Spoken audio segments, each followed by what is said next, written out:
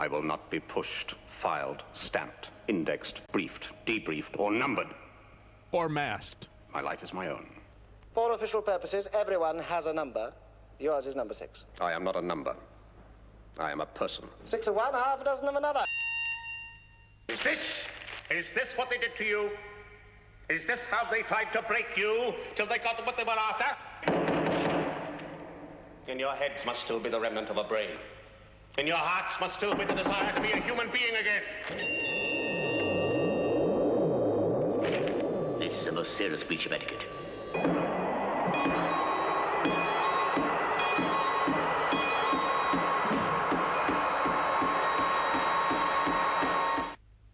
We have the National Retail Federation. You know, we talked about how Walmart is rolling this out. 65% of their stores are in areas where not even the Democrat governors are demanding that people wear masks. So Walmart's going to demand it. And now we've got the National Retail Federation. Very, very happy about that at the same time. It's kind of a coordinated thing. This all happened on the same day. Thanks to a listener who sent me a heads up on this. Same day that Walmart did this, you had CNN say, well, you know, the president's not leading us out of this health crisis. It's up to us as our big corporations and our corporate sponsors. And they're going to do this for you. And they're going to keep you safe until our other major corporate sponsors, big pharmaceutical companies, have the vaccines ready for you and the patented medicine and so forth. And at the same time that Walmart was doing it, that CNN was writing this article, you've got the National Retail Federation, big trade group. And let me tell you, the National Retail Federation, they don't care about the small businesses that are being shut down. Not at all. No. They're about the Walmarts and the Krogers and the Starbucks and the Best Buys and the BJs. They said they issued the following statement. This is coming from their own website, the National Retail Federation site.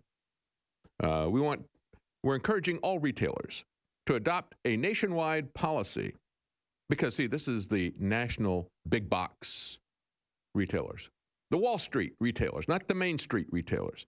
A nationwide policy for all you nationwide retailers that requires customers to wear face coverings or masks to protect the health and well-being of customers, associates, and partners during this pandemic.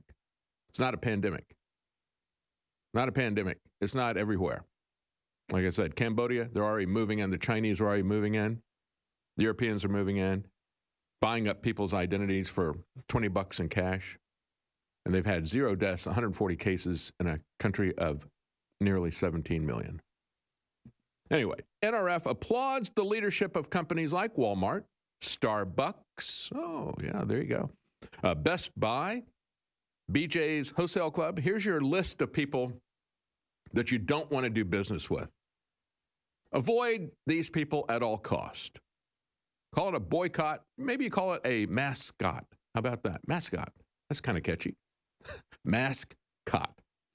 Apple, Costco, others that have implemented nationwide mask mandates. We hope today's announcement by Walmart, the world's largest retailer, that it will be enforcing a policy requiring customers to wear masks in 65% of the places where they're not required by law, not by law, but by executive order, because these executive orders are not legal or constitutional. You can't force people who aren't sick to quarantine or to wear a face covering. Show me in the Constitution where they have that power. So they said, we think this is going to be a tipping point in the public health debate. I think it will be a tipping point. And they said this is a letter that they co-signed. The National Retail Federation co-signed this with the U.S. Chamber of Commerce and the Business Roundtable. The Chinese multinational globalists. That's who these people are. The U.S. Chamber of Commerce, the Business Roundtable. As a matter of fact, you know, when Barr is talking about business leaders and saying, China may be using you as an illegal foreign agent, do you think China and Walmart, their biggest retail sales outlet, you know, they say that Walmart is the biggest retail outlet in America, gets all of its stuff from China. That's what they're doing. They're pushing the China. What Walmart is doing, what the U.S. Chamber of Commerce is doing, what the National Retail Federation is doing, they're pushing China's lockdown of our economy. They're pushing the globalist plan of submission and tracking. They go on to say, Walmart and Sam's Club and Kroger's and Costco and Starbucks and Best Buys and Panera Bread are issuing a nationwide requirement for customers to wear masks inside their stores. That's too bad. My wife just went to Panera Bread. She said they were very decent at that place, and I guess they're going to shut this down nationally. Can't have any people at a local store treat you like a human being. No. We're going to enforce this from the globalist tentacles flowing out of China through the multinational corporations, through the Wall Street retailers, down to you. Because, after 123 days, they've basically shut down their competition with this lockdown. So now comes the hammer from these globalists. They said, this is great. Walmart is setting up this new job of a health ambassador. They're giving them black shirts. Because a brown shirt would be a little bit too obvious. They don't have a sense of humor about it, I guess, like Disney, where Disney sent out their stormtroopers to do this, owning the Star Wars franchise. Kroger, the largest U.S. supermarket chain, says you're not going to be able to buy food unless you wear a mask. How about that? Can't go to Walmart, can't go to Kroger, can't go. They're going to shut it down with all of these grocery stores. And this is what the NRF said, quote, shopping in a store is a privilege, not a right. Now, this goes back to 2 years ago when we were shut down on social media. The first ones to get purged off of social media, InfoWars, purged this show as well. And I said at the time, all right, these people are going to say that their business model, this is not a mall, Twitter and YouTube, they're not a mall. They put themselves out there as the public square. As a matter of fact, Jack Dorsey of Twitter said in hearings immediately after that, 8 times he said Twitter is the public square. Before that, they'd said Twitter is the free speech wing of the free speech party. And we're the public square. And we had a Supreme Court case that was established the fact that Marsh versus Alabama, back in the 1940s, when we still respected the Constitution, when we still respected individual rights that this country was founded on, we said, no, a corporation can't take your fundamental rights. Even if they own the public square, your rights transcend that. So I guess, if they don't want black customers in their stores, they can say this is our private property. Eating at the lunch counter is a privilege. And you're not going to be allowed to do that because we don't like what's on your face. It's like the color of your skin or something. Now they can say, well, you're not going to eat at the lunch counter. You're not going to be able to take food home to your family because we don't like what's not on your face. And it's a privilege for you to get into our store. Is that what you want in America? Do you want these people who own everything to tell you that your whole life is a privilege? I said this about free speech at the time. I said, we've already had this principle understood by the Supreme Court, said you can't kick this woman out. Even if you own the public square, you can't kick her out. Now, they have come in after this and said, you're not going to be allowed to hand out flyers in a mall, because a mall is a retail space, and that's not about free speech. But the public square is about free speech. This was about free speech. And quite frankly, I think we're on very dangerous ground. And when you look at where Google and these technocratic elites, these big corporations that own everything, if you look at where they're headed, it's not going to stop with the stores. It's going to go out onto the streets, onto sidewalk labs, as Google calls their smart cities, where you are part of the Internet of Things. They own all things, and they believe that they own you. They're going to start controlling. They're going to turn over as private property. They'll grant to these corporations like Google. They've already been ceded land to do their experiments. And they will watch and track everything that you do. If they don't like what you do, they will shut down your activity, because now everything becomes a privilege granted by corporations. This is true fascism. I really am anti-fascist. I'm against government and corporation taking away our God-given rights And that's exactly what this is about. All right, I said a little bit earlier, and I've said it many times, the most dangerous thing that China did was not in the lab, but in terms of locking down Wuhan. They set the pattern, never been done anywhere before. They created the panic, and they showed the problem, solution. Panic, solution. Panic, solution. And everybody did it on cue. It helped them to prepare the public for what the globalists wanted to do. China has been the cat's paw for the globalists for everything.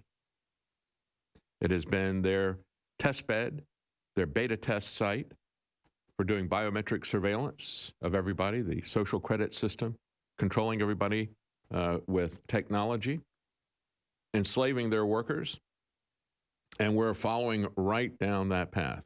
And China has always done everything the globalists wanted to do, from the one-child policy that was done 40 years ago, 50 years ago, whenever they put it in. Was it 70s, I think? They said, oh, yeah, you want us to reduce the global population? We would be fine with that. Go ahead. Yeah, we'll do it. One-child policy, no problem.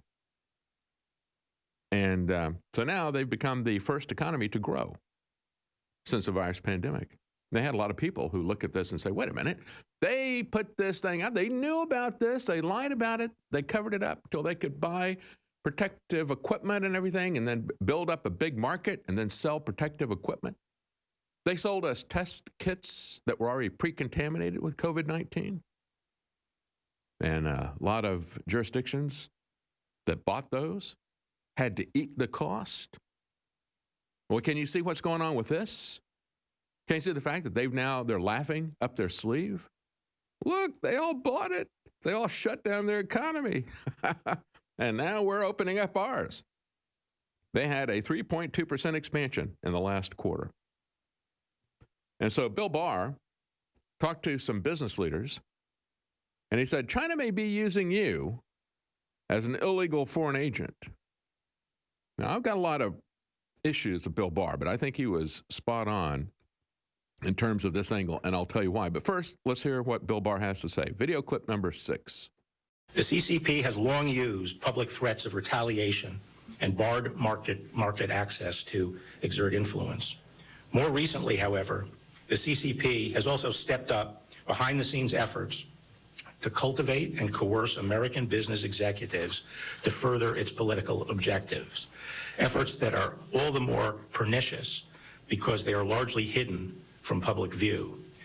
As China's government loses credibility around the world, the Justice Department has seen more and more PRC officials and their proxies reaching out to corporate leaders and inveighing them to favor policies and actions favored by the Chinese Communist Party. Their objective varies, but their pitch is generally the same. The business person has economic interests in China, and there is a suggestion that things will go better or worse for them, depending on their response to PRC's request. Privately pressuring and courting American corporate leaders to promote policies or U.S. politicians presents a significant threat because hiding behind American voices allows the Chinese government to elevate its influence campaigns and put a friendly face on its pro-regime policies. The legislator or the policymaker who hears from these American businessmen is properly more sympathetic to that constituent than to a foreigner. And by masking its participation in our political process, the PRC avoids accountability for its influence efforts and the public outcry that might result if its lobbying were exposed. Okay, so what Barr is talking about is the influence that Hollywood is feeling from the Chinese, that the universities are feeling from the Chinese. They're buying their way into these different institutions, of course. You know, the Pearl Harbor, the movie about the, let's say it wasn't Pearl Harbor, it was Midway, the remake of the Midway movie, which I saw, and I thought it was really pretty good. I really did like it. Really good special effects, and it would not have been made if they couldn't have gotten the backing from the Chinese. We talk about public-private partnerships. There is a globalist corporate, multinational corporate, and communist partnership. So multinational corporations and communist China. China is not a communist nation, really, except in some of its philosophy, but in reality, it's a fascist country. Why? Because you have a merger of business and government. You don't open or operate a government unless you've a business unless you paid off or partnered with people in government. They get a part of it. It's like the mafia, essentially, and that's part of the China price. You have to bring in a Chinese partner, which means somebody that's connected in the Communist Party there. So it's communist in name and it's communist in its philosophy, but in practice, it is fascist. And when we talk about public-private partnership, that's really what we're looking at. And we have now the National Retail Federation is telling all retailers to set a nationwide mask policy, telling people that coming in and shopping and getting food, that's a privilege that the big retailers will grant you if you do what they say.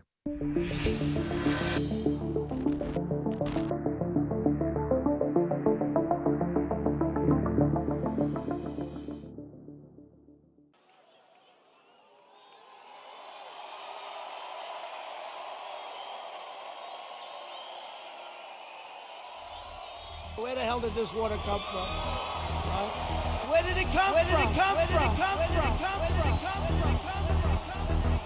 Infowarstore.com. We can't survive without pure, clean drinking water.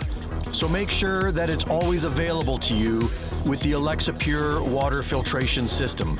This gravity-fed system filters through all the toxins and gets straight to clean, healthy, great-tasting water. Yummy in my tummy. Bring the purest, most refreshing water to your home by ordering the Alexa Pure water filtration system today from Infowarstore.com. Infowarstore.com. Other systems just don't compare.